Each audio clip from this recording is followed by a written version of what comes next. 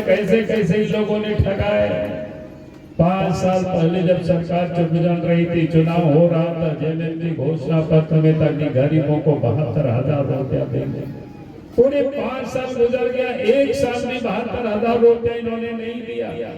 माँ बहनों से कहा था कि महीना में चूल्हा खर्च 2,000 रुपया देंगे। पूरे 5 साल गुजर गया, 1-2 महीना भी नहीं दिया।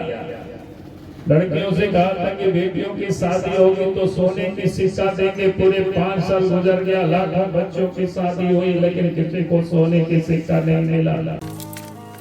अरे इसको क्या हुआ?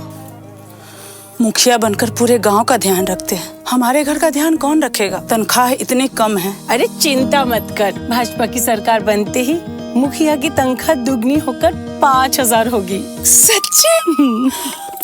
रोटी बेटी माटी की पुकार, झारखंड में भाजपा सरकार। आज तक ने देखा इन 5 वर्षों तक हेमंत सोरेन के नेतृत्व में झारखंड मुक्ति मोर्चा, राष्ट्रीय जनता दल और कांग्रेस पार्टी की सरकार आई।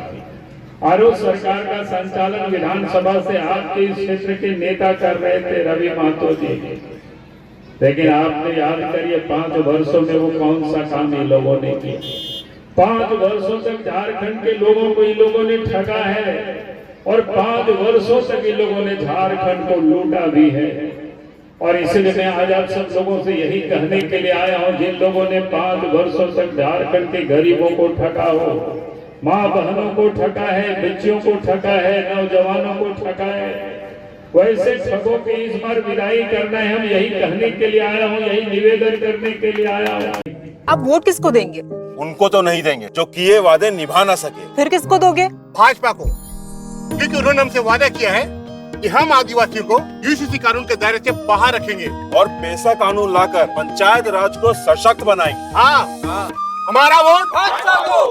रोटी बेटी माटी की पुकार, झारखंड में भाजपा सरकार। और इसीलिए मैं आज आप सब लोगों से यही कहने के लिए आया, क्योंकि संथाल परगना बंगाल से सटा हुआ है, बंगाल बांग्लादेश से सटा हुआ है, तो बांग्लादेश से रोहिंग्या आते हैं, वो बसते। आप मत सोचना ये समस्या पाकुड़ साहेबगंज की है। अगर आज आप सोए रह जाओगे तो वहाँ की समस्या आपके यहाँ भी आ जाएगी। और इसीलिए मैं आज आपको ये सजग करना चाहता हूँ, आपको मैं सचेत करना चाहता हूँ। अगर आप इन बातों को नहीं समझेंगे तो आने वाले कल हेमंत सोरेन तो उन लोगों को वोटर बना करके यहाँ अपना वोट बैंक तैयार कर रहे हैं।